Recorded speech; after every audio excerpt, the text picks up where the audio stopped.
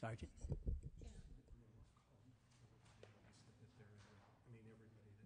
May I see?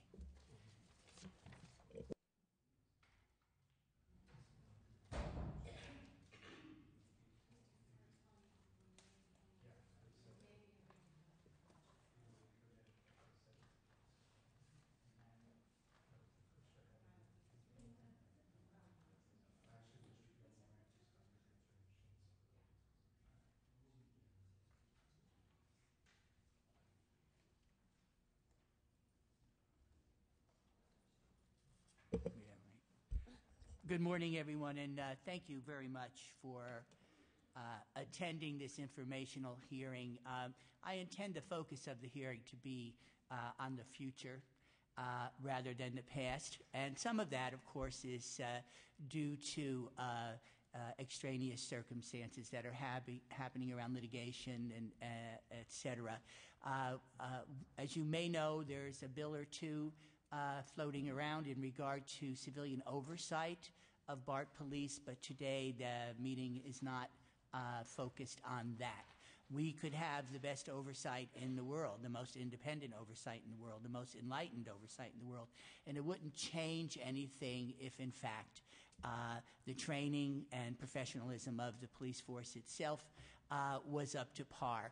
So we are just going to go over with witnesses today the results of two reports that made recommendations to BART to improve their police force. And I've talked with many BART officials.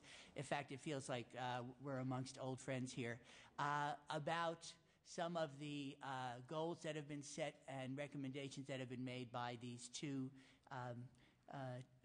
reports. And we will proceed now.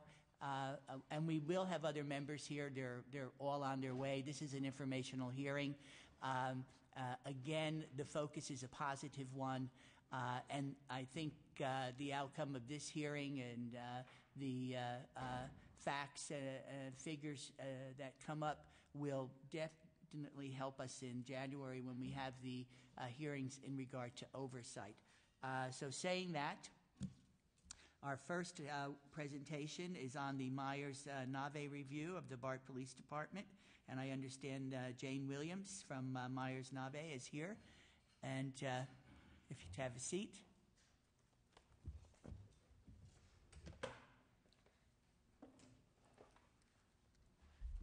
Good morning.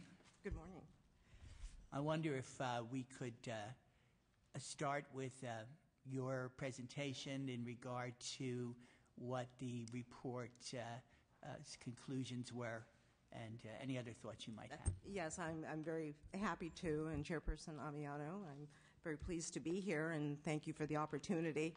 My name is Jane Williams, and I'm the managing principal of Myers-Nave Law Firm. We are an Oakland-based law firm representing public agencies throughout the state.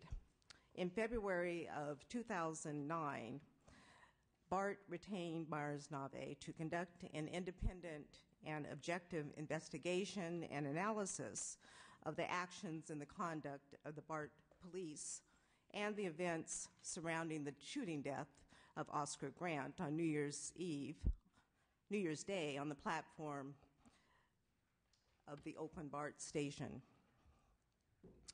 I was the project manager for the investigation and the writing of the final report. The investigation team was headed by Ms. Kimberly Caldwell, who chairs the Myers-Nave Tort Civil Rights Litigation Practice and who has over 20 years of experience in litigating police misconduct cases. Unfortunately, Ms. Caldwell was unable to attend due to a planned vacation. Internal affairs investigations have traditionally been conducted in-house by BART police personnel.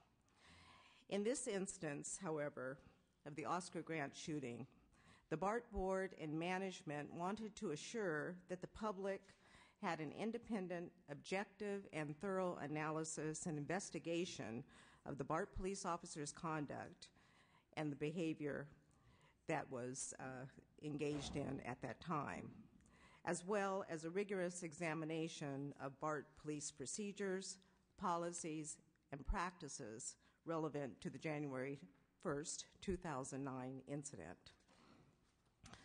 On July 31st, 2009, Myers-Nave submitted the confidential Internal Affairs Investigation Report to BART, General Manager, and to the Police Chief.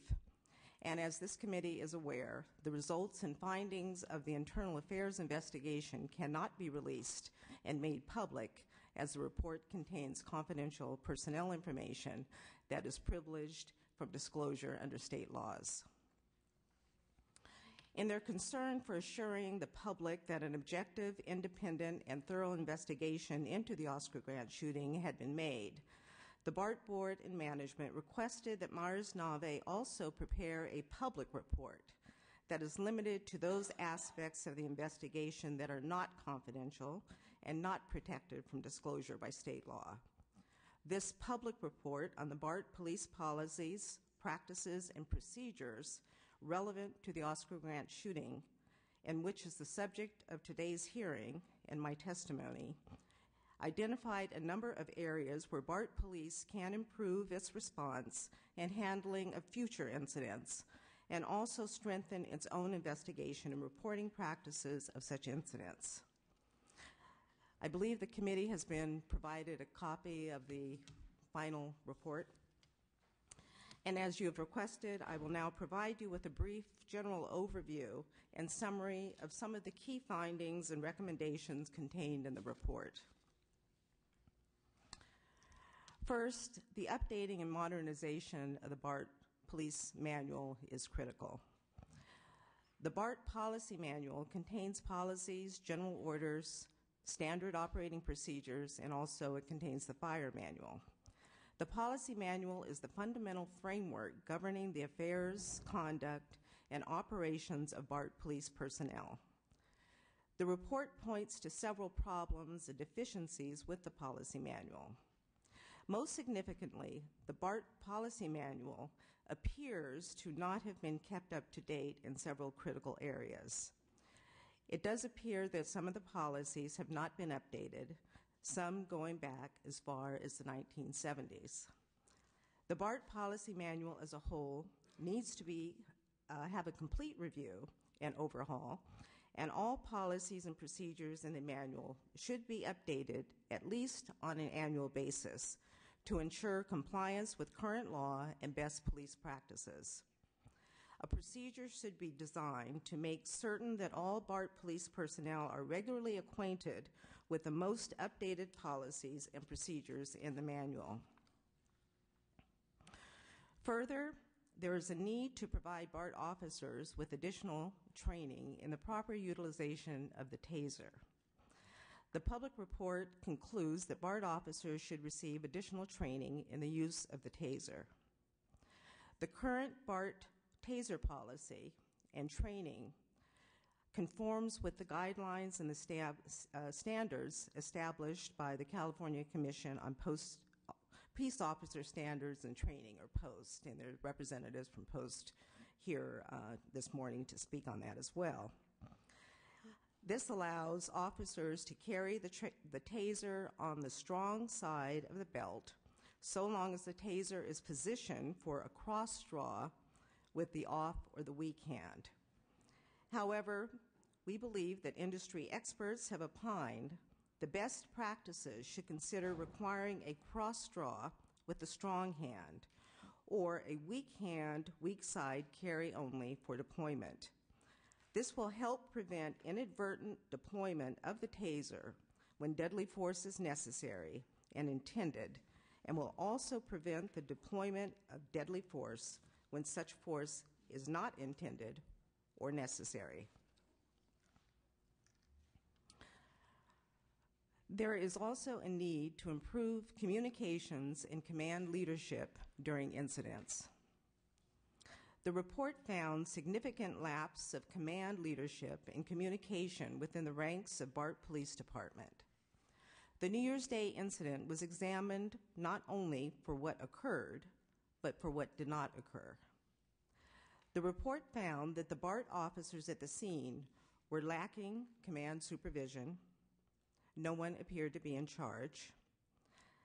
It is established law enforcement practice that the first and or senior ranking officer on the scene of an incident should be the incident commander, the man or woman in charge.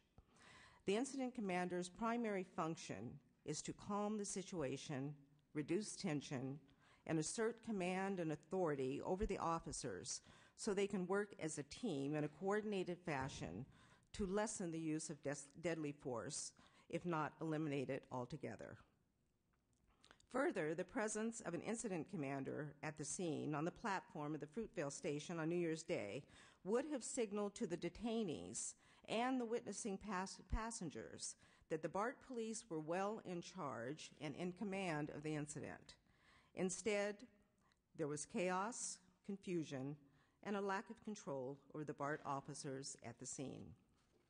The report recommends that the BART police management develop, publish, and thoroughly train its officers in the technique and tactics of asserting command control, tactical teamwork, communication, and leadership in instances such as which occurred on New Year's Day.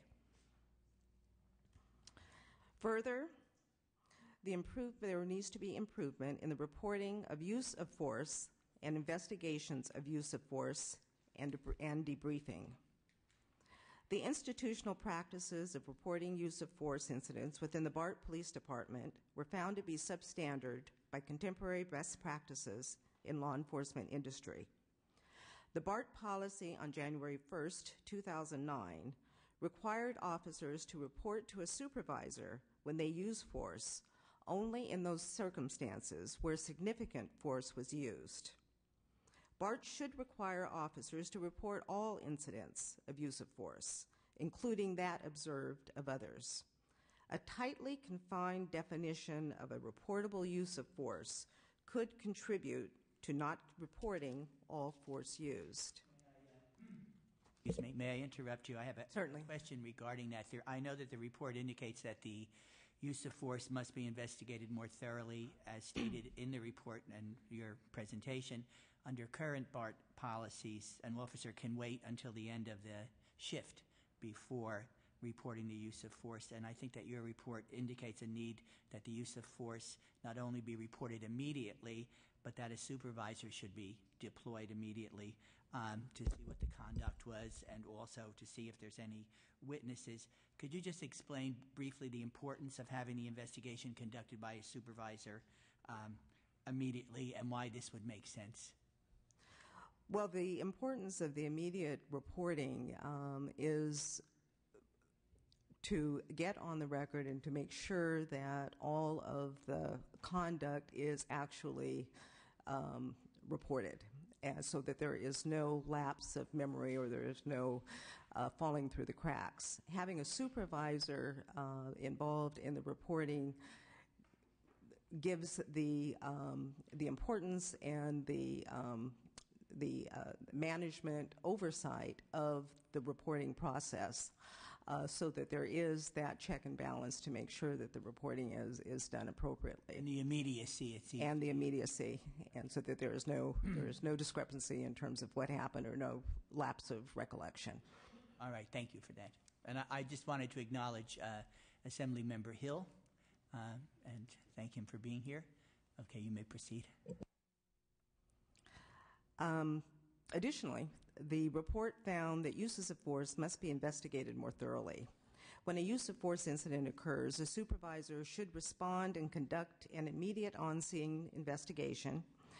Training of all investigating officers and best practices for the conduct of investigations and critical incident review is strongly suggested. The BART Police Department has had very few deadly force situations in its history. Because of that, there were some decisions made at the time of the New Year's Day incident that the report has found could be improved upon in the future. The BART Police Department, including officers, supervisors, and managers, can learn valuable lessons from the New Year's Day situation by identifying and analyzing the strengths and the weaknesses of the decisions and actions that took place during the course of the incident. At each decision point, alternatives should be explored with the officers so that future decisions are better made. Detention methods by BART police were found to be unacceptable. The detainees in the New Year's Day incident described being held in police cars, offices, or cells for extended periods of time. The report found that at no time were any of the detainees placed under arrest. They have, as a group, all stated that they were handcuffed for between 4 and 6 hours. If true, this is far too long to be handcuffed. The BART Police Department should review its detention policies to bring them in compliance with California law and thoroughly train its officers in the effective deployment of detention procedures. Lastly, there should be continued improvement through ongoing auditing and public accountability.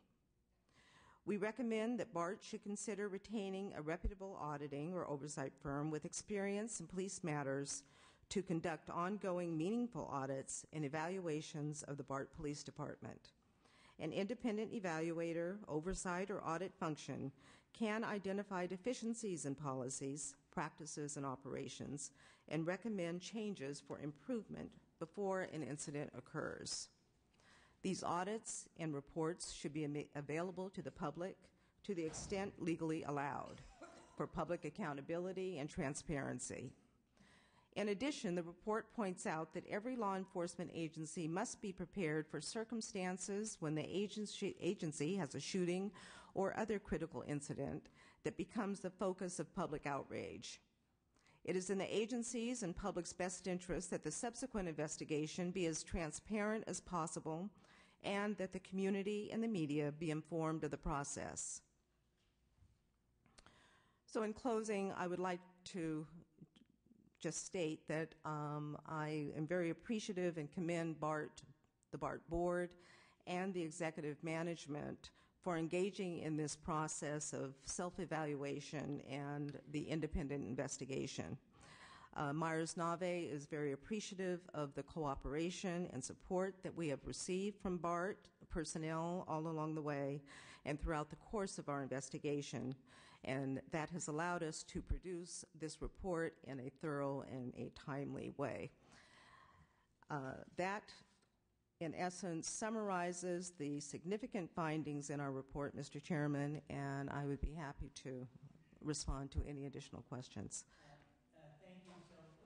Thank you so much. It's been very helpful. I just want to go over some points that I think need to be underscored. I mean, obviously, immediacy of a supervisor on site. Also, I was interested in the detention that you mentioned. The witnesses were detained longer than is usual procedure. Is that what you were saying? Yes, they were detained for quite some time, and it wasn't so much the length of time that they were detained, the fact that they were handcuffed during this period of time, and at no time were they placed under arrest. Also, might you comment on how an investigation might be tainted by allowing officers to view a video of an incident prior to being interviewed by investigators? Well, that actually is a matter that has generated some degree of discussion within the police community in terms of the pros and cons of the ability of an officer to view the video. In our opinion, that taints the ability to have a fresh recollection, a present recollection of the state of mind of the officer at that time. Videos, images can create in the officer's mind perhaps situations, visions that were incidents that they actually did not see, or it could skew their report or their written recollection. So we recommend that the video not be shown to an officer prior to taking the report or the statement from the officer. Subsequently, of course, the officer should be entitled to see the video, but I think we believe that the first interview should be that of their actual recollection. Okay. And then in terms of the lack of command structure to deal with incidents, I'm assuming that you're asserting that the BART police who hold supervisorial positions in the department should make it a priority to respond to incidents. And that's correct. And I believe that BART will respond to their processes there. But at that time, on the time of this incident, the command structure was not in place at the time of the incident. Right, and I think your report states pretty clearly that there was really no documentation that BART had, that spoke to the expectations of supervisors and That's correct. Communication. In regard to the taser issue, your report indicates that future arrest reports involving tasers should be more closely scrutinized and reviewed by BART Police Department as a useful tool to adjust and enhance tactics as well as manage the risk. And so can you just expand on the importance of that in regard to the tasers? Well, any instance where a taser is used should be reported, and the circumstances surrounding the use of the taser should be investigated and reported. We make the point in our report that by reviewing the reports and the incidences and the circumstances surrounding the use of the taser, that could be a good tool for risk management and also training of the officers, and to determine whether or not the use of the taser in fact was appropriate or not. Okay. And then lastly, I was just in regard to interviewing witnesses, what you're saying is don't wait a couple of days, but try to interview the witnesses again as soon as possible, any of the precipitant witnesses. Well, the witnesses, yes, should be interviewed as soon as possible. And we must say during the course of this investigation, we did outreach to the numerous witnesses, and which made this a very unique situation. There were hundreds of witnesses, and we did, in addition to the video evidence, and we did outreach to all of them, and but this was a very unique and complex situation. Obviously, well, in today's world, everything is recorded. We have the technology. So, well, I want to thank you very, very much. It was very clear and very precise. And I just wanted to acknowledge the presence of Assembly Member Fiona Ma and colleagues. Any questions or comments? Mr. Hill. Thank you, Mr. Chair. And Ms. Williams, good morning. Thank you. Good morning. Thank you. I apologize for missing the first few minutes of your presentation, but a couple of questions and perhaps a follow-up questions to our chair's questions, which I thought, and first of all, thank you, Mr. Amiano, for conducting this hearing this morning. It's I think, very timely and extremely important that we have a good discussion as to where we are and where we can go in the future with related to BART policing. Question related to the reporting, or actually the viewing of a video prior to the interviewing.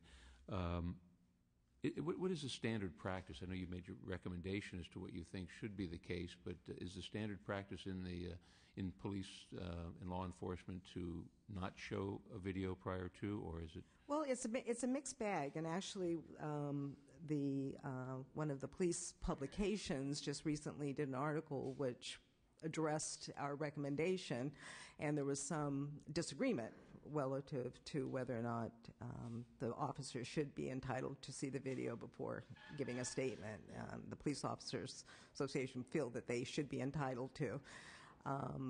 We feel, and the experts who we've consulted with believe that that is not the best practice, because, as I indicated, it does create a situation of potentially not getting an accurate statement from the officer as to what actually he or she believed at the time. And also the video, as we've found, depending on the angle and the perspective, is not always an accurate depiction of the incident. So we feel that it is the best practice not to view the video before the initial interview, but at some subsequent time, the officer would be entitled to see the video and could change their report based upon that. And I would agree with that. You also mentioned about a policy manual and the lack of an effective or a thorough and a dated and an updated policy manual. Who within normal departments would be responsible for the creation and the updating of a policy manual? The responsibility would be through the police chief. Police chief would be. Right. And the policy manual that was in effect at the time that we reviewed had policies that were dated and indexes which were dated. And that's what we were basing our review on. Now, whether or not those policies have been updated, but the date's not changed, or there was some explanation as to why the dating was as old as it was, that could be the case. But on its face, it did appear that many of the policies were not kept current. And the bottom line is that there should be a regular annual review, if even not more frequent, of policies, because the law changes so frequently, so rapidly, in case law and statutory law. So you want to make sure that your policies are in compliance with the current law. In terms of the personnel complaint investigations and the procedures that are followed there, do they have a particular, in their policy manual, a complaint procedure that they follow when there is an internal complaint? Yes, there is, and the BART personnel are here today. They could probably speak to that more directly. I will direct some of those to them. In your overview and in your understanding of how the BART Police Department operates and understanding the system, the BART system, do you think, and this is very subjective on your part, but do you think that there is a need to have a BART Police Department? Many transit agencies will sometimes contract with other providers to provide that service for them. But do you think that this agency should have a police department? Well, Assemblyman Hill, I really couldn't speak to that. I think that's something within a discussion and focus beyond my report. Okay, thank you. Thank you, Mr. Chair. All right. Thank you, Mr. Hill. Assemblymember Ma, any questions for you? All right. Listen, I thank you very much. What I'm getting from this report, and you're right to compliment BART on commissioning this report, because I think it's very independent and objective, and the observations ring true, particularly about keeping current, about communication, about immediacy of response to incidences. And I want to thank you again. Okay, thank you very much. And I do have copies of my remarks, and I will provide them for the record.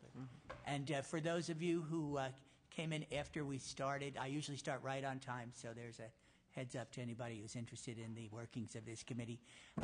Again, we are focusing on the future today, not on the oversight piece, because without practices that are effective and current and immediate, doesn't matter about the oversight, no matter how independent it is. And we will now move to the report by Law Enforcement Training in the state of California, and that is Mr. Bob Stresick, and he'll be followed by BART personnel and the director, Ms. Duggar, and after that we will have public comment. Welcome, Mr. Stresick. Good morning.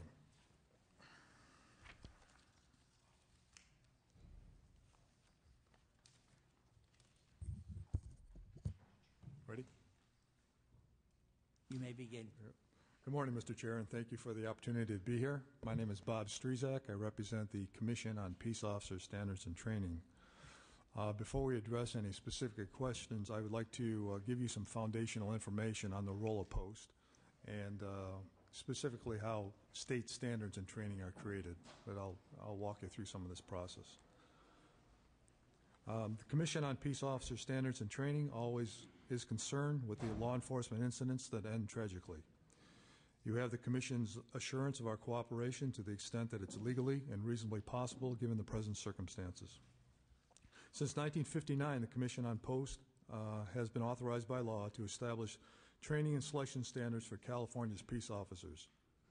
Today, we serve over 610 law enforcement agencies, 85,000 peace officers, 5,000 reserve officers, and 8,000 public safety dispatchers that are assigned to law enforcement agencies. Participation in the POST program is voluntary, but over 95% of California's law enforcement agencies participate in the POST program. Participating agencies are routinely audited by POST staff to ensure compliance with existing legislative and regulatory standards. 10 members of POST staff monitor 610 law enforcement agencies for compliance. The agency's executive officer is notified of these findings, including timelines for corrective action if necessary. Recalcitrant responses can be met with commission action to suspend or revoke an agency's participation in the POST program. Each one of the 40 post-certified police academies delivers the minimum state standard for peace officer training. That's 664 hours. The 664 hours entails 42 what we refer to as learning domains, aka topics. While academies can never go below the 664 hours, they always are welcome to go above. And the average delivery of each academy is 850 hours. Some academies deliver up to 1,250 hours of training. There are two types of academies. There's the agency-specific academies, the LAPDs, the CHPs. If you want to work for those agencies, you have to go to their academies. And then there's college-affiliated academies. College-affiliated academies serve a region of law enforcement. Napa Valley College, for instance, would serve Vacaville, Fairfield, et cetera, agencies that can't afford to sustain an academy because they only hire 2 to 5 officers at a time. Let me jump in. In terms of applicants, there's a screening process. Is there a standardized screening process for the different agencies, or is it pretty much for all peace officers in the state of California? Existing law regulates that they have a background investigation, criminal history, psychological evaluation, and physical testing, reading and writing. There's a battery of about 9 different phases in a background investigation before a peace officer becomes a peace officer. In the state of California, as a general rule, 1,000 applicants are filtered to attain 100 candidates. Out of the 100 candidates, about 10% will fail in the academy, and out of the 90 that graduate, about 10% will fail during the probationary period. So out of 1,000 applicants, about 80 officers are yielded for California law enforcement. Do you have an age, a limit? Is it too late for me, I guess, but maybe. I'm not sure. We could talk.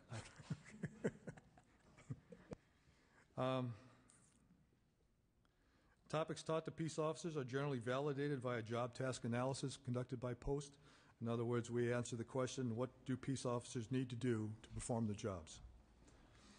It's important to have an understanding of how we establish state standards. Not all training topics qualify as a state standard. For example, the theft of farm equipment or agricultural products might be important to jurisdictions in the Central Valley, but they're not important to Los Angeles, San Francisco, and so forth. Conversely, the recovery of aircraft-grade titanium is not a critical issue for Central Valley jurisdictions. So it's illogical to mandate state training standards to agencies that don't necessarily need the topic. Which brings me to the point that the TASER in the state of California is not a state training standard. The simple reason is that not every single law enforcement agency in California deploys the TASER. So it would be cost ineffective to mandate that training for agencies that don't use the TASER. Sir, is TASER training different from other weapons training? TASER training, generically referred to as electronics weapons training. Right. But electronics weapons training has its own unique training requirements and characteristics. However, it does integrate into other curriculum that we teach, the use of force spectrum, and so that's integrated generically into that broad category, but there's specific applications to the deployment of the taser. Does Post have a recommendation on where to wear the taser? We do. In 2008, we recommended, following a negative field incident, we recommended a we can carry for the taser. Now, it is still the choice of the law enforcement executive officer to determine policy on that issue. What input would Post then have on policies regarding how to utilize tasers and safety protocols? Great question. It brings me to my next paragraph. Okay. Should a post-participating agency desire electronic weapons training, Post provides support to those agencies by assisting with the development of relevant training material that complies with Post standards, which require expanded course outlines to the third level of detail, hourly course distribution, instructor resumes, instructor qualification courses, and guidelines for safety policies to be applied by the learning environment. If an agency requests the development of that training, we will assist with that package, and that package becomes a post-certified training course. I'd also like to take the opportunity to correct a couple of references made to Post in the Myers-Neve report. Implied in the report was that Post directs policy to agencies. We do not direct any agency policy. That is left up to the autonomy of the sheriff or chief running that agency. However, from time to time, we'll develop guidelines or best practices to make available to all law enforcement agencies so that executive officer can pick and choose what they feel is most appropriate for their agency, their demographic, their communities, and their needs. And lastly, I'd just like to comment on standard topics. The creation of a standardized curricula does not always guarantee standardized performance. It has been the goal of the Post Commission to develop training programs that maximize the chances for peaceful resolution for all parties involved in field situations. The fact that California law enforcement affects 1.5 million arrests annually, and the vast majority of these are unremarkable, attests to these efforts. Still, the application of any existing standard as an evaluative tool to any incident may fall short. The complexities facing officers charged with enforcing laws in today's society can be challenging. Generally, peace officers are trained to accurately diagnose field conditions and to recognize, effectively assess, and develop a response to observable behavioral indicators that may involve a single factor or an amalgam of conditions.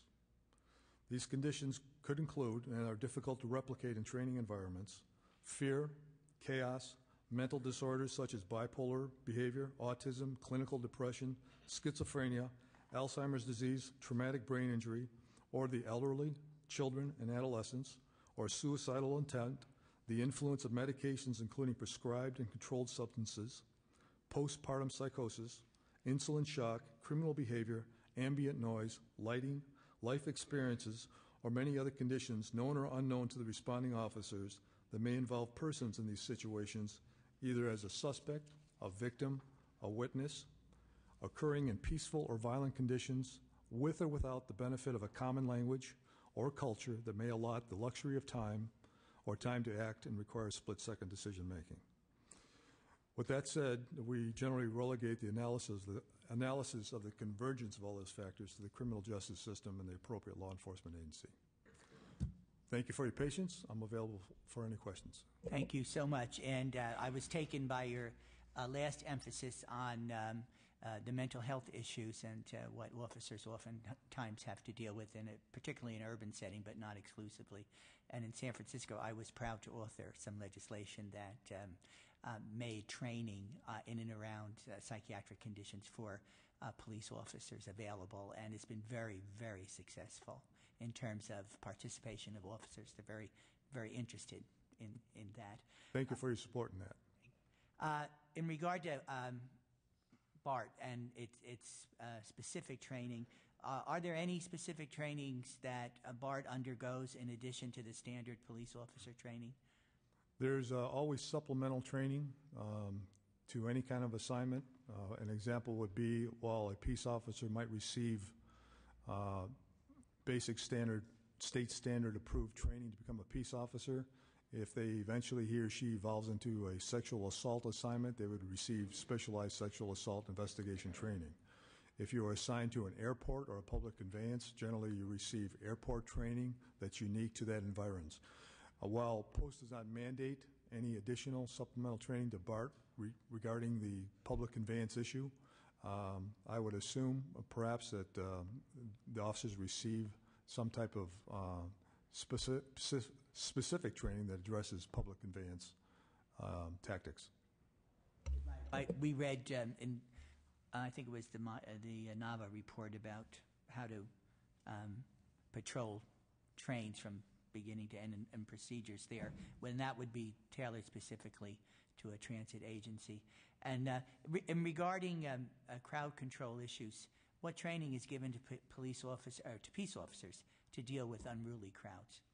I'll give you a cross-section here, and once again, this is a state minimum, so agencies are free to go above the minimum.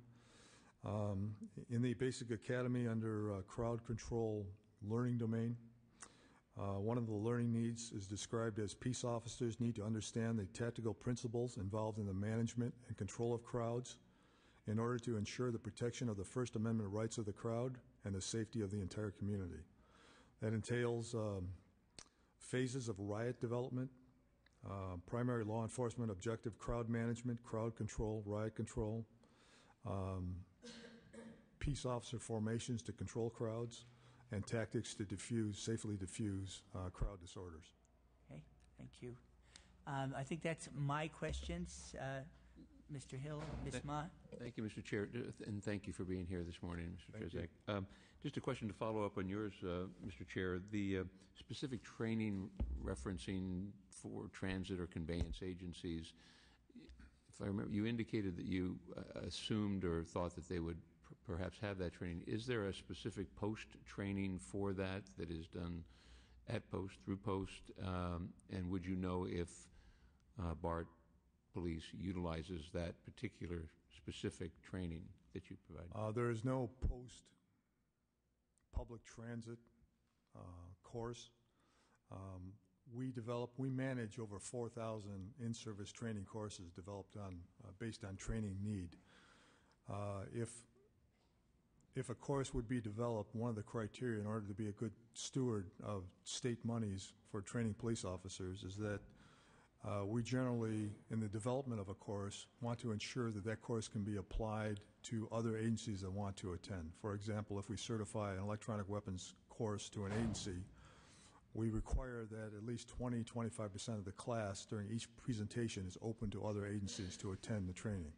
So to answer your question directly, there is no course for public conveyance in this particular application. We would have to look to see that if Los Angeles and other cities with mass transit conveyance would benefit from a course such as that. Right, thank you. Do you keep track of everyone who goes through your program? Yes. And is that available? Like, if people are interested in, seeing who went through your course, when they went? I mean, is this like a yearly training that they do, or what do you recommend? With 85,000 peace officers, it's ongoing. We do maintain training records that would have to be requested through the California Public Records Act for that type of information, but we don't routinely disseminate that type of information. And how long is your training program? For the basic course, it's the minimum state standard is 664 hours of training. However, most academies train 850 hours. Some train up to 1,258 hours. And that's to... Continuous, right? Well, that's to graduate from the basic course, and then they're required to complete a probationary period of 1 year to 18 months called a Field Training Officer Program, in which the new officer works with an older officer, OJT, the equivalent of, and they're evaluated. There's also a 24-month continuing professional training requirement for all peace officers, so within every 24 months they have to complete a minimum of 24 hours of training. 14 hours of which of that training has to be perishable skills training that addresses driving, use of force, firearms, and communication skills. And then officers are free to attend what other training above and beyond those minimums. There's supervisory courses available. There's mid-management courses available. There's command college and executive level courses available.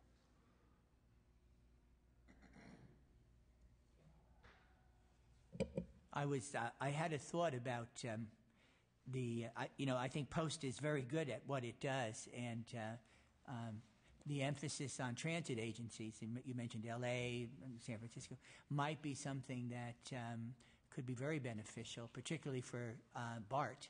I don't know if there's anything developed that way or, specifically tailored to transit agencies, but it seems to me there's some generic issues that all peace officers deal with, and then, perhaps from the vast experience that you can draw on in terms of your members, there might be a way to have some standards and criteria for transit agencies that would be unique to, that venue. So that could be a possibility. Not that you don't have enough to do, but I think BART could particularly benefit from that, it sounds to me. Okay. All right, if there's no other questions, we will move on to BART personnel and Ms. Duggar. And I just really want to thank you very much. You and Ms. Williams have been very, very helpful. Thank you for the opportunity.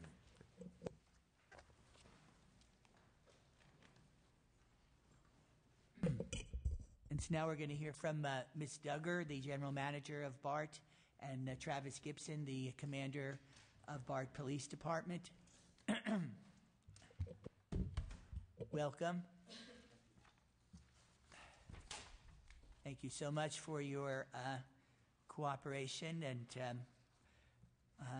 I know that some of the things you've heard are not brand new to you at all, and I wanted to give you the opportunity to respond to some of the recommendations, maybe talk a little bit about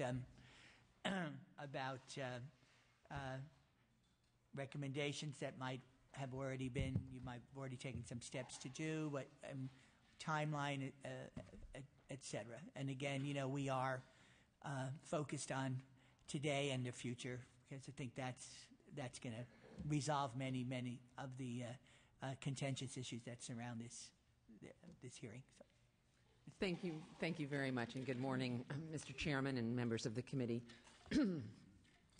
As you've said, I am Dorothy Duggar. I'm the General Manager of BART, and this morning I'm joined by Matt Burrows, who is BART's General Counsel, and Commander Travis Gibson, who is currently acting for our Chief of Police, Gary G., who is out on medical leave. And I, too, appreciate the opportunity to be here this morning to discuss actions that we have taken in response to the shooting of Oscar Grant on January 1st by a now former BART police officer, and very much with an eye on the future, as you have noted, Chairman Amiano, on how we go forward. While the events that bring us here today are irreversible, I want to assure you that we have worked diligently this year, along with members of the public, to conduct a comprehensive review of our police department and to make the improvements necessary to strengthen the department in ways that will help avoid a similar tragedy in the future and assure continued provision of safety and security to our customers who rely on the BART system. Early in January of this year, the BART Board of Directors established a committee of the board, the Police Department Review Committee, to provide greater board focus on the BART Police and the services that they provide to the public. The board has held dozens of public meetings to hear community concerns, to involve the public in the efforts that we have taken in response to the shooting, to review the training, policies, practices, and procedures of our department, and to establish citizen oversight at BART. I want to begin this morning by giving you an overview of the actions that we have taken to date, and ask Commander Gibson to comment in more detail and more specifically on the draft action plan that the department developed in response to the recommendations in the Myers-Nave public report, which you have just heard from Ms. Williams on. On October 5th, a draft of that action plan was presented and discussed with the BART Police Department Review Committee and members of the public.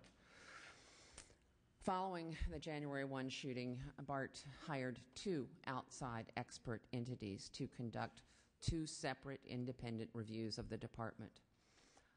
As you have heard from Ms. Williams, I will be brief in my summary of the Myers-Nave report, but that was the first independent review that was begun in February and was focused on the conduct of the internal affairs investigation of the shooting by the Myers-Nave firm.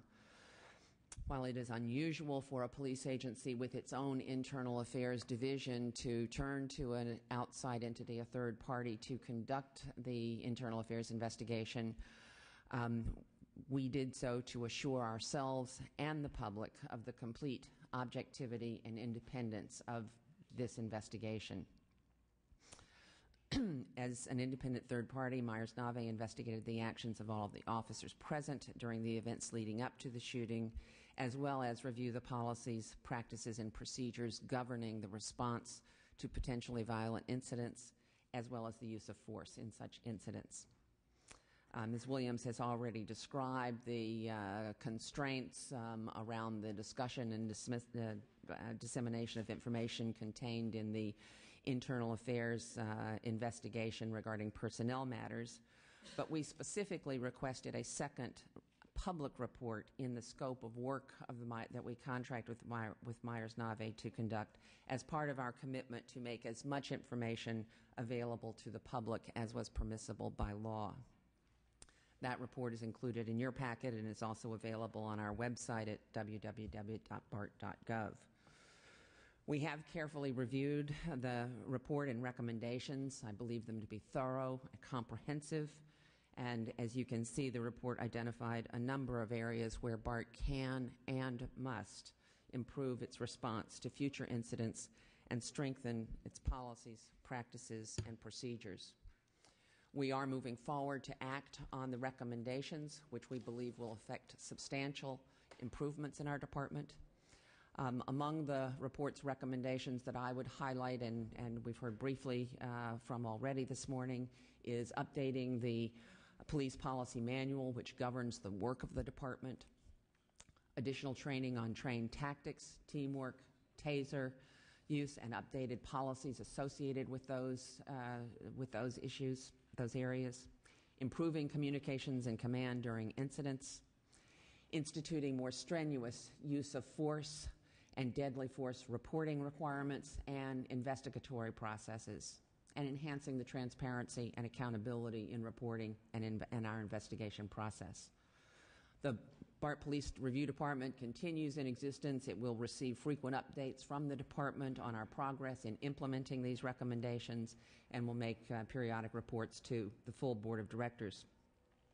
In a moment, Commander Gibson will discuss in more detail several of the key actions that are planned as part of our response to the report. But first, I'd like to take a moment just to review with the committee, highlight 5 important areas where the department has already initiated action earlier this year. Each of these areas were, in fact, addressed by either the Myers-Nave report or the Noble report, and as we had begun initiatives before receiving those reports, we will go back and revisit these 5 areas because in each case we have not incorporated all of the recommendations, but we have been moving forward this year in advance of receiving these outside reviews. First and foremost, our use of force policy has been revised. We now require the report of all use of force incidents by an officer who uses force or an officer who observes the use of force. Our prior policy required the reporting of significant use of force incidents, which encompassed the use of equipment or weapons. We've now said all use of force policy must be reported. All use of force reports are forwarded through the chain of command up to the Chief of Police and filed with the Internal Affairs Investigation Unit. And we have created a new use of force review panel within the department to review all uses of force and to report any recommendations, either for change in policy procedure, change in training, or other recommendations to the Chief of Police. In the area of training, our current year budget has been increased to provide. we go back just to the use of force, I just want to Yes. go over something. In regard to the use of force reporting, so is BART planning on implementing the recommendation that an on-scene investigation be conducted by a supervisor immediately following the report of use of force? That is specifically one of the recommendations that we need to go back and look at in the context of the Myers-Nave report. That is not included in our current policy.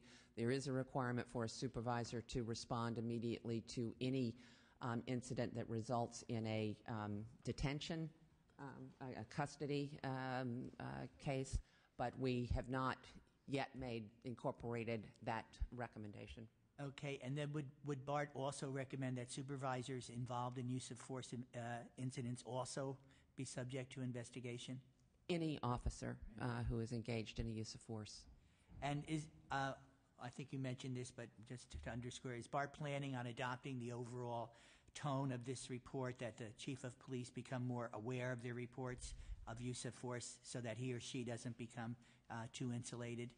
Absolutely, and that is why in this amended policy we have required that both all of the police reports that go up through the chain of command go to the chief of police, as well as the reports of the newly created use of force review panel. In the second area of training, we have increased our training budget, and all police officers will now receive 40 hours of training annually. This exceeds the post-standard minimum of 24 hours of training every 2 years. By providing 40 hours of training a year will certainly facilitate the delivery of some of the additional training that has been recommended in both the Myers-Nave and the Noble report.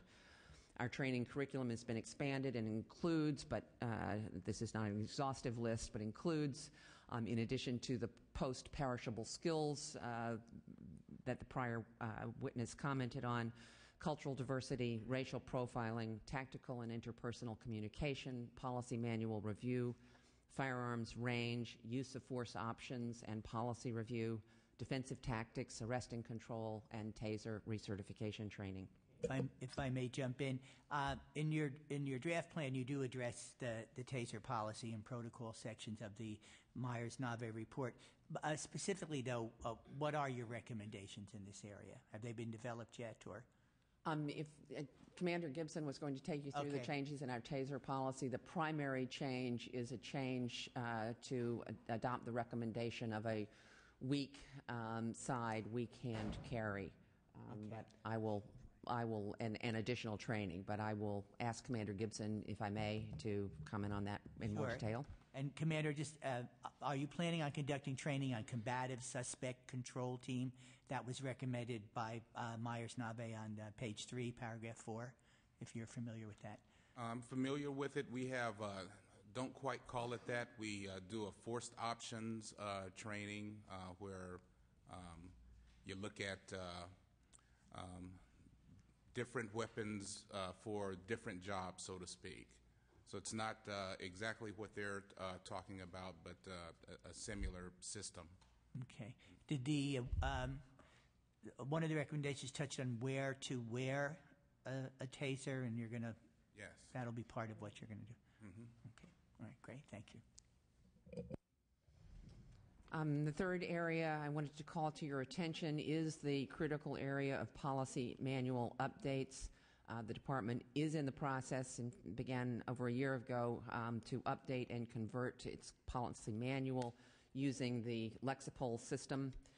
The first group of 8 critical policies has been revised and reissued, and all officers have received training on these new revised policies as part of this year's expanded training program.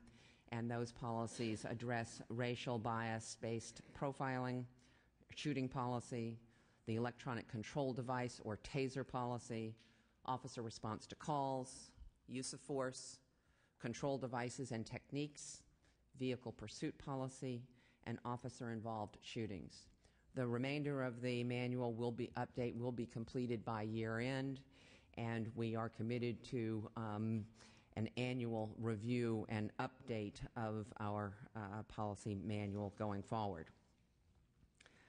In the area of discipline and probationary periods, which is a topic covered in the addressed in the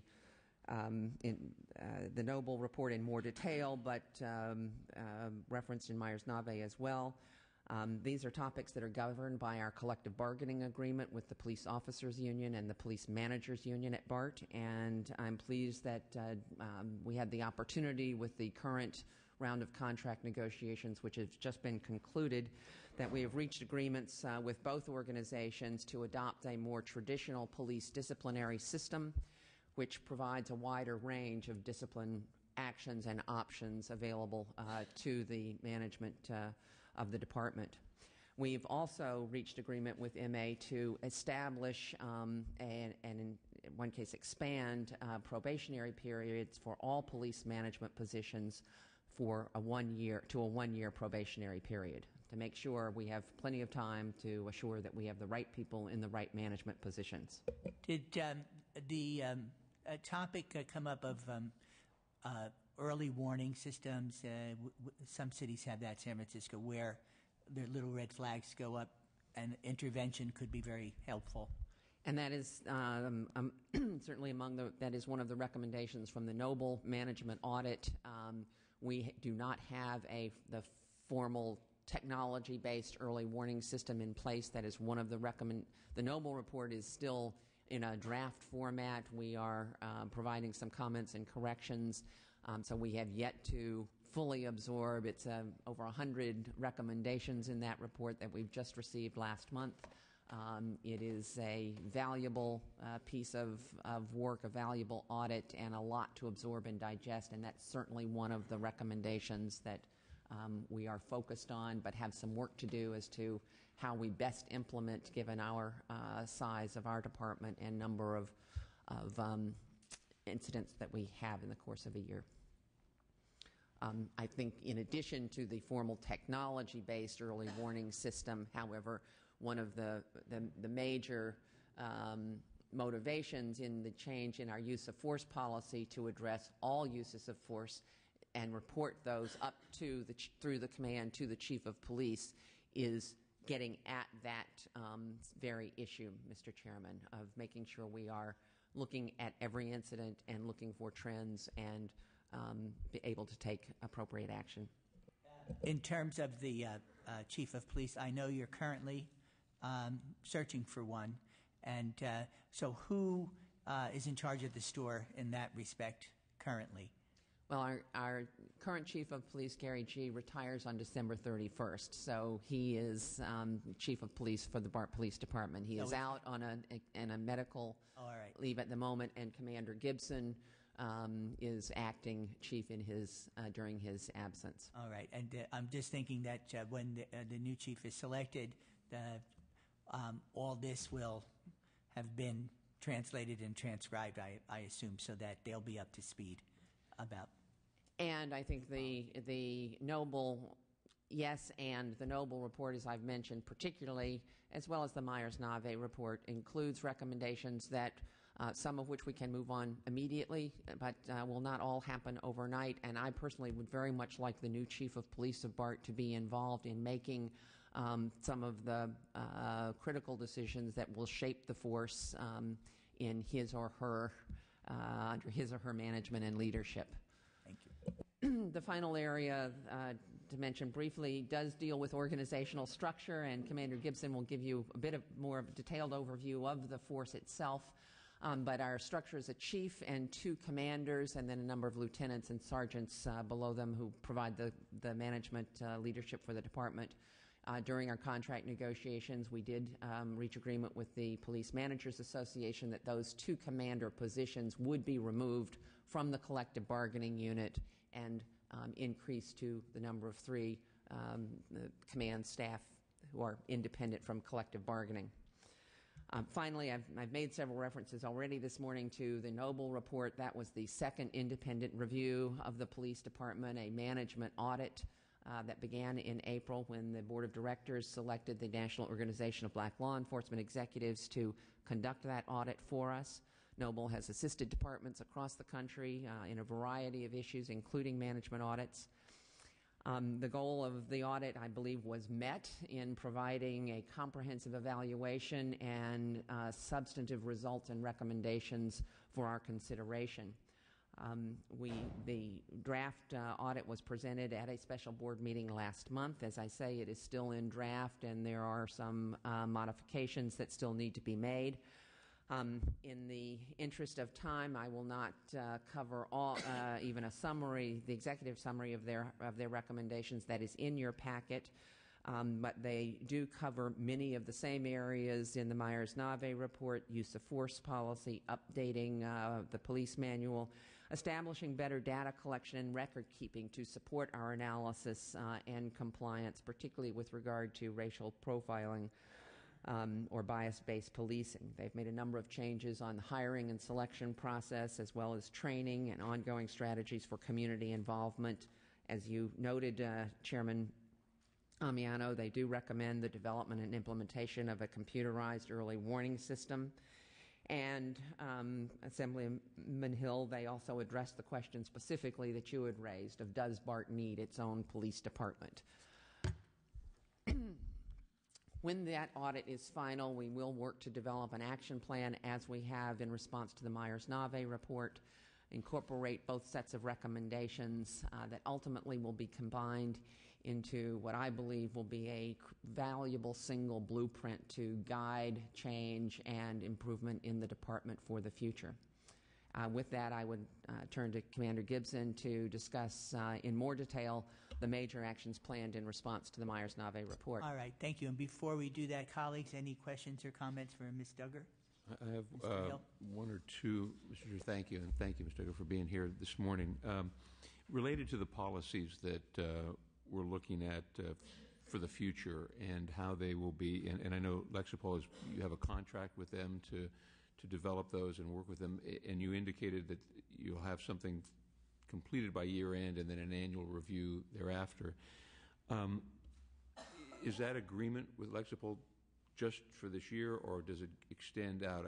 The concern is how the annual reviews, then who will be doing that, how will it be implemented, and what guidelines will you use? Will you continue to use Lexipol in that, or some other firm that does that?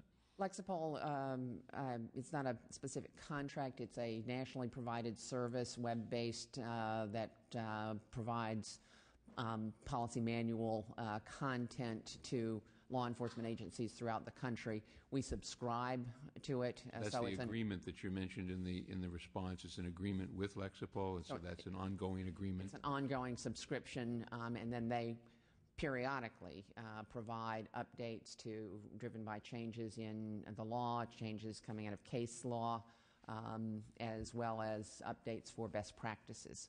And you'll be incorporating those then in the annual review as you go forward. That's correct. Our job is to take that standardized information and then tailor it to the BART system and our department. And so that's the work of translation from this national service into a document that works best in our application. Well, that's great. Then that kind of follows into my next question, which, the changes that you'll be making to the policies as you move forward, how will you evaluate those changes and measure the outcomes that you're looking for, and how will you know that you've achieved those as you move to the implementation of those new policies? I think there are a couple of different approaches. One, we do establish each year in our budget process performance goals and objectives for the department that range from issues of response time to emergency calls, to visibility of officers on the system, to crime rates in particular areas of activity. And we monitor, report on that monthly, report publicly, quarterly at each of our board meetings, and that's a performance base. What results are we getting? Several of the policies themselves include a reporting and evaluation component, excuse me, such as the use of force policy, where there is a specific incident-by-incident annual review. So they will look in that review not only at was the use of force within policy or outside of policy, but even if it was within policy, does it recommend, does it prompt a change for a change to the policy itself? I think a more regular, I'm certainly committed to a more regular process of audit of our administrative processes than we have engaged in the past. I think the value of these reports is self-evident, and it is a practice that we apply in many aspects of our work at BART, and certainly my commitment is to apply it more regularly to the police department as well. Thank you. Thank you, Mr. Chair. I think it's important to emphasize that once these are finalized, that they're institutionalized, so no matter who the director or who the police, we have these as a basis. So, Indeed. One further Sure. question. Thank you, Mr. Chair. And I apologize, I'd forgotten. You have in your responses the target completion dates, and one was the training and issuance of critical policies, and that was dated September 30th. Have you met that goal? Yes, we have. You have, and you're on schedule for the other two for December 23rd. It's to complete the remainder of the policy. The remaining manual policies update. and the conversion of the general orders. Yes, Great. we are. Thank you. okay, Commander. Thank you. Again, good morning, Chairman Amiano and members of the committee. Again, I'm Commander Travis Gibson with the BART Police Department. I've been with the department since 1982. I've served as a commander since '99. And again, I'm acting on behalf of Chief G, who couldn't be with us today. Just a little background to put things in perspective. The BART Police Department was formed in '72 and currently employs 286 police personnel, of which 206 are sworn peace officers. A BART Police Department fact sheet, I believe, has been given to you, and with additional information on BART police staffing. Our officers provide around-the-clock law enforcement services to our 345,000 daily riders at 43 stations, 32 lots, and other district facilities. BART crosses 4 counties and at least 26 different law enforcement jurisdictional boundaries. A comparison of our average weekday ridership to a city population would make BART the equivalent of about the 4th city in the Bay Area. We hire entry-level officers as well as experienced officers from other agencies. The qualifications and training requirements for BART officers exceed the guidelines of the California Commission on Peace Officer Standards and Training, i.e. POST. In addition to meeting POST requirements, every BART police officer must have at least 30 college semester units and be required to pass a polygraph exam. Most officers are assigned to the Patrol Bureau. However, they are also eligible for special assignments such as detectives, background investigations, and special problems unit. The department currently consistently meets its goal of responding to emergencies within 4 minutes. The majority of crime at BART occurs in parking lots, followed by stations, and then trains. At the October 4th public meeting of the BART Police Department Review Committee, the department presented an action plan in response to the recommendations contained in the Myers-Nave public report. Each section of the Myers-Nave report was addressed with specific departmental changes and improvements. The Noble Management Audit is still in draft form, and the BART review team is currently in the process of providing input, clarification, and corrections. When the Noble report is complete, a specific action plan will be developed to address its recommendations and areas of concern. The major themes in both reports focus on supervision, training, review and revision, policy review and revision, increased community involvement, the use of force reporting review. As the general manager noted in her comments, the department has initiated changes in some of these areas prior to the Myers-Nave report being issued. I will now comment on some of the department's response to the major themes contained within the Myers-Nave public report. Let me start by acknowledging that as a department, we have fallen short of the recommendations in the Myers-Nave and Noble reports on frequency of policy review and revision. However, I want to note that many of our critical policies have been subject to more frequent review and update. Also, the training provided to our officers over the years have reflected current post standards. And you've heard some of this, but over a year ago, in recognition of the need for a comprehensive policy review, the department entered into an agreement with Lexipol, which is a risk management company that provides web-based public safety policy manuals. The Lexipol system is the vehicle we are using to review and update all police department policies. Lexipol's policy manual is populated by over 140 individual policies that are based on the latest statutory law, case law, and best practices. The conversion to Lexipol involves reviewing the policies that are in the new system and customizing them to reflect the specifics of BART operations. The process, as well as the related officer training, will be complete by the end of 2009.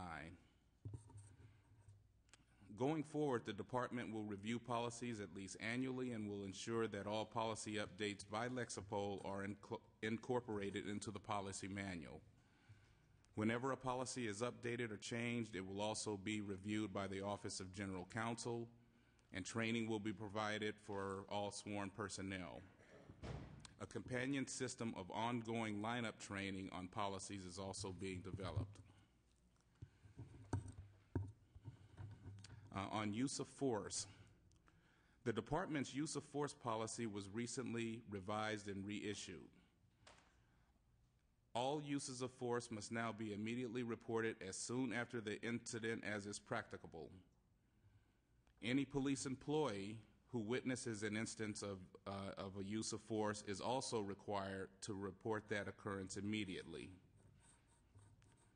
All uses of force must be reported up the chain of command to the chief of police. And as the general manager stated, actually made this change a while back, but a sergeant is responsible to respond to all calls where a person is taken into custody. If a violation is found, the incident will be investigated. If the violation of a policy is sustained, discipline and or training will be implemented. Also, to increase accountability, in May of '09, the department added 1 lieutenant and 1 sergeant to assist with caseload and to provide additional layer of supervision in the Office of Internal Affairs. At least quarterly, the Office of Internal Affairs must submit a report to the Chief of Police that includes all citizen complaints and allegations of misconduct, including findings and dispositions, and this is for a 5-year period from the date of each individual report. In June of '09, the department established a use of force review panel to review, again, all uses of force to determine whether the force was within policy, whether it was the best method that could have been used, whether additional training is needed, and whether the policy should be modified. The panel is comprised of a command level officer, a sergeant who is a defensive tactics instructor, and 1 officer who is a current post certified instructor. And those recommendations also go to the Chief of Police. Okay, if I can jump in. In regard to deadly force investigations, will BART adopt a recommendation that all witnesses to alleged deadly force incidents be interviewed the day of, if humanly possible? Again, as the general manager said, I certainly support that.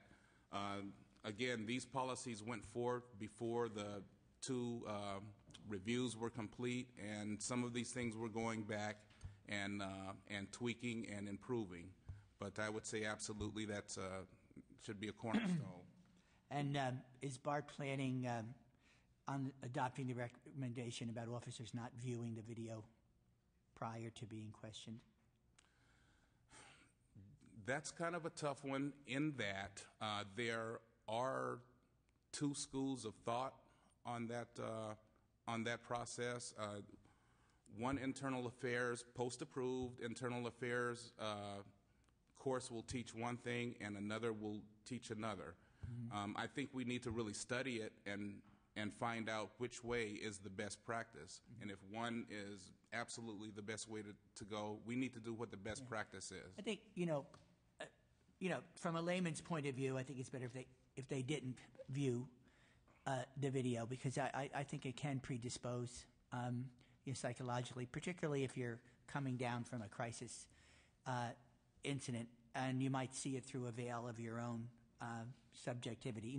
For I'm talking about all of us, and you've referred to Post standards a few times, and I think that Post acknowledged that they and we acknowledge, of course, their efficiency, but that in terms of transit agency police, that's an area that they haven't developed criteria, the tailor-made, and so it's fine that you refer, we're within the limits or the standards or the parameters of Post criteria, but not even this panel or not even they are the be-all, end-all. And so I think, you got to start thinking out of the box here in terms of the special challenges and needs of transit agency police, particularly in urban areas such as the Bay Area, San Francisco, Oakland. Anyway, that's my 2 cents. Is BART also planning on adopting the recommendation that officers be required to report all use of force incidents, even by other officers? Yeah, I think that was one of the lines I said. Okay. Yeah. Hopefully I said that. Okay, let's see. We stopped at training. The department is currently in compliance with Post requirements of 24 hours of training for every officer every 2 years. The current fiscal budget, though, includes 40 hours of training per officer. This increased level of training will be maintained in future years. The department is currently sending all sworn personnel through forced options training, taser update, and defensive tactics training. In January, department instructors will attend a train-the-trainer course on bias-based profiling, and then they will return to the department and instruct the rest of the personnel. Detectives must receive a minimum of 128 hours of post-approved training specifically related to criminal investigations. Dispatchers have recently been or received training to reemphasize the importance of gathering and disseminating all pertinent information on any given incident. With regard to policy changes for the taser and changes in training, Myers-Nave did make suggestions specific to the taser policy and protocols. The report stated that the department should eliminate one of the methods of carrying the taser. We agree, the department agrees, although it should be noted that that's a double-edged sword too, because there are other industry experts that agree that that particular carry is safe, I believe including the people who make it taser. However, it's the goal of this department to ensure that officers are carrying tasers in a way that is consistent with best practices. So we're going to change that policy. Refresher taser training is currently ongoing as we speak, and the department will conduct refresher taser training annually. Do BART police use any other non-lethal weapon, the rubber bullets or anything like that, or they have special water? I'm sorry. Yeah, go ahead. They have specialized people trained to use rubber bullets. We all officers are able to carry OC, pepper spray, and a baton. And they're trained in all. Correct. Yeah. Okay. You know, in the interest of time, because I do want to allow for public comment, if you could just hit the highlights and then the conclusion, Sure. and then if we have questions from the committee as well. Just with regard to community involvement, we've made a we realize that we need to do more of this. We've made a concerted effort to get out and do more meetings with the public, working with all the neighborhood councils in an effort to basically rehabilitate our image amongst the community. We'll continue to do that and as we go forth. Just the one thing, I did want to make one comment on supervisory response because we were a little bit at odds with Myers-Nave. Just a clarification, that night of January 1, supervisory police personnel were assigned to the Oakland area at the time of that initial call. The call was for a fight, no weapons on a train. As soon as the call was broadcast, 2 lieutenants did respond from West Oakland, where they had handled a call of a man with a gun, and a lieutenant and a sergeant did respond from MacArthur, where they had a disturbance call. All arrived within about 5 minutes, but not before the shooting occurred. When advised that we had a gunshot victim, additional supervisors also responded to the scene. So just a clarification in terms of supervisory personnel on the scene. Okay. It's interesting to me. I mean, I understand the complexity of New Year's Eve, and people do like to get intoxicated or at least get a little buzz on and then take public transportation, which again shows that police response and supervisor response needs to be tailored to a transit agent. How do you deal with that as opposed to people in a big square or something like that? So I'd like to see some emphasis, particularly, and maybe posts could be helpful in developing with you. One question, since we did get a little specific here, and I've been trying to be a little more general, in terms of when there is deadly force or use of force, I know in this particular case, the officer in question left the force immediately, as I remember. But would there be any drug testing or alcohol testing that's required of the officer, the alleged, not a particular officer, but Yeah. Yeah. Okay. Yes, it is our policy that anytime that has happened, they get an alcohol and drugs screen. And usually would that be immediate? Yes, immediately. But that didn't happen in this case? Yes, because of Okay. All right. different things happen. Okay, one more quick point, and then I'll try to give you a break and close here. Just one more, and this is more for clarification. The department does practice concepts that are consistent with California Standardized Emergency Management System, SIMS, the National Incident Management System, NIMS, in that the first officer that arrives at a scene is in charge of the scene until someone with more expertise or a higher ranking officer gets there. The statement, Myers-Nave indicated that we didn't follow our own policy using the leapfrog method of searching for trains. And just to cut it short, when you have crush load trains and they're standing room only and people are filling out, that's just not a viable method of searching a train. And so that wasn't anything that we could have used as a tool that night. I do agree that that's one of the things that should be looked at in terms of what you, Chairman, mentioned in terms of maybe coming up with a program that deals with transit. But for that night, that was not an option.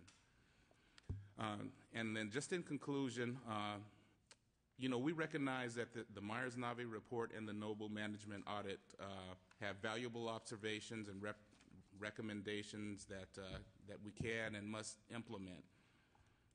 We've also reported that some of these things we've already put into place even prior to these reports coming out. We know we have a lot of work to do. The department will continue to use reports like these to help make corrections, to improve the service we provide to our communities that BART serves, and to ensure the safety and security of our customers. All right. Thank you. Thank you, Mr. Chair. A couple of questions. One kind of goes back to the specific transit training that, not versus, but coupled with regular police training. And do you have, have you had a program specifically set to deal with that issue of a transit agency in terms of training? I know we've heard from Post and how it operates, but is there something that you've been doing specific to that? We do a couple of things in that realm. When a trainee comes in, the first, and I forget how many weeks now, 5-6 weeks, is spent in a focus program. And during that time, that's when we're teaching them things related to BART, things related to transit. We take them down in the tubes and next to trains, and things that are unique to being on a transit agency. Those kind of things are also incorporated into our field training program in terms of train nomenclature and, again, what to expect with train movement, how to walk on a train, those kind of things. Okay. Thank you. The issue of staffing, and thank you for providing this, Commander, the list of indicating 286 personnel. Looking at the statistics here, and I have no basis as a layman to know whether this is an adequate personnel staffing level or an inadequate staffing level based on the contacts, crime contacts, felony contacts, weapons confiscated. On what basis does the agency use to determine the appropriate staffing level? Well, number one, we've determined through a lot of, and it goes back years, but that response time drives it also. We think that we need to respond to an emergency no less than 4 minutes, or else it's too late. Non-emergencies for customer service, we need to respond in 8 minutes. And the staffing, in terms of the way we staff, we've over the years figured out how many stations an officer can handle at a time, and we've looked at our map and we've staffed to that level. And so we feel that the staffing that we're employing now is adequate, and it tends to be at minimum staffing, so there's not a lot of room for fluff. But I think we're able to basically do what we need to do, get to calls and help people when they need help in a timely manner. Okay. Thank you. Just two more questions. In the Myers report, they talk about the complaint procedure, personnel complaint investigations. What is the procedure, and how many complaints per year do you get now? Roughly. I've got that exact number somewhere, but the complaint procedure is, number one, anyone can make a complaint through email, through the BART website, to an officer, on the phone, email, 24 hours a day, 7 days a week. They can remain anonymous if they wish. We will still take the report. That complaint is then forwarded over to the Internal Affairs Office, who will immediately initiate a report and start looking into it. In terms of, I thought I actually bought that, but maybe I didn't. I don't have it with me. It's in the Okay. neighborhood of 12 or 15. Yeah. Here. It's, I'll take the general manager's word for it. Anywhere from 12 to 15 a year, with possibly a little bit more of a spike this year. Of complaints, and how many of those are for involving excessive force? I can say that most are rudeness and policy complaints. I don't have the figures in front of me. I'm sorry. I thought I bought them, actually. We'd be happy to provide that data if the committee is interested as a follow-up. Thank you. And just one final question. It looks, in doing some research for today's hearing and just the issue in general, it looks like back in 1992 there was an incident that occurred, and some of the a very serious incident, and in some of the accounts and opinions that came in some of the articles that appeared after that, they talked about one particular thing, and if I could just, I won't quote it, but read it, but just to paraphrase, it talks about that the BART police seem to be a little more lenient than others related to the use of deadly force. And the comment was made that the officer must believe that, quote, and this I guess is in the manual at the time, and my question is this still a more lenient policy, and is this still the policy that's in effect? The suspect, and this, I'm quoting this, the suspect is likely to, the officer must only believe that the suspect is likely to continue to threaten death or serious bodily harm to another human being as the criteria for the use of deadly force. And versus, that seems to be a more lenient policy than others. Is that still, would you have any recollection? I mean, it's tough to know the exact policy, I know, but I guess my concern is the policy that you're going to be adopting more consistent with other agencies and consistent with Post, I'm sure, has a policy related to the use of deadly force? As far as I'm concerned, as we sit right here today, I don't believe our policy is any more lenient than any of our other peers around where we work.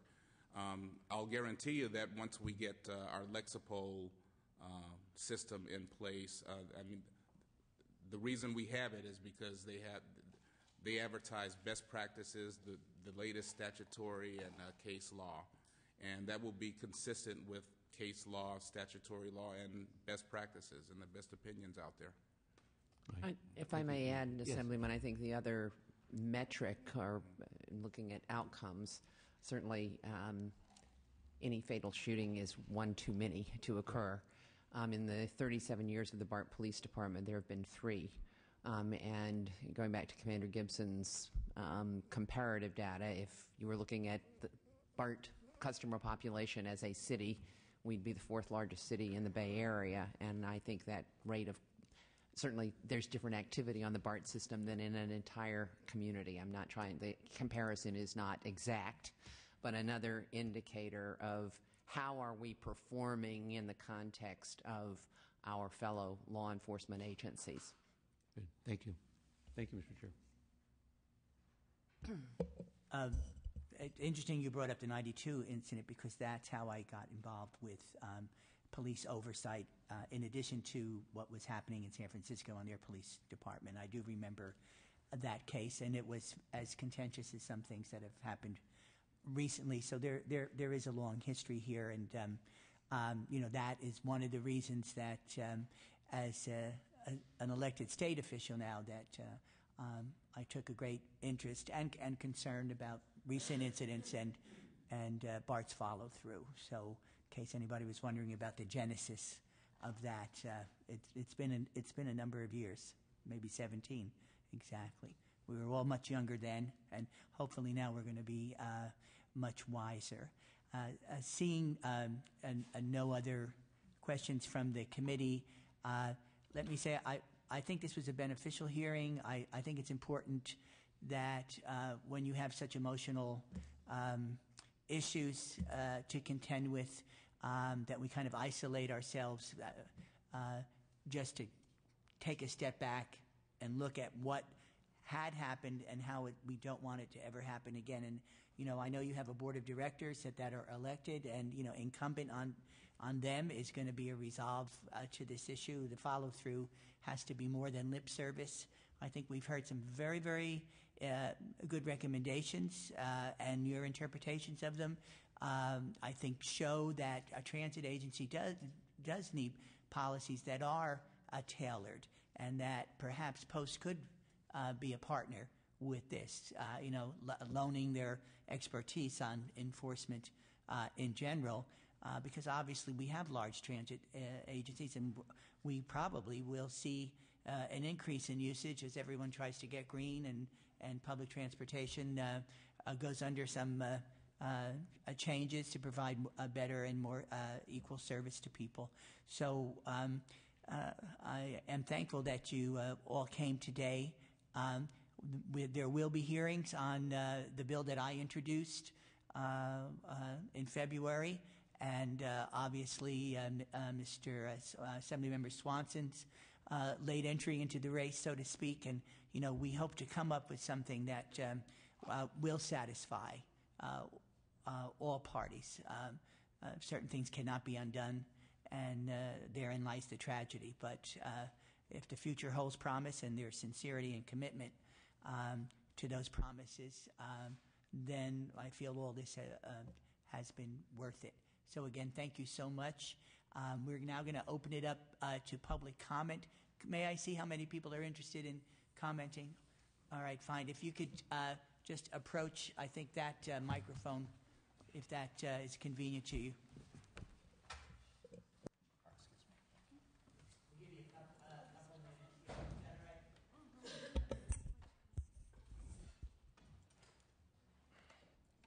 Hi, my name is David, and I want to say don't believe the hype.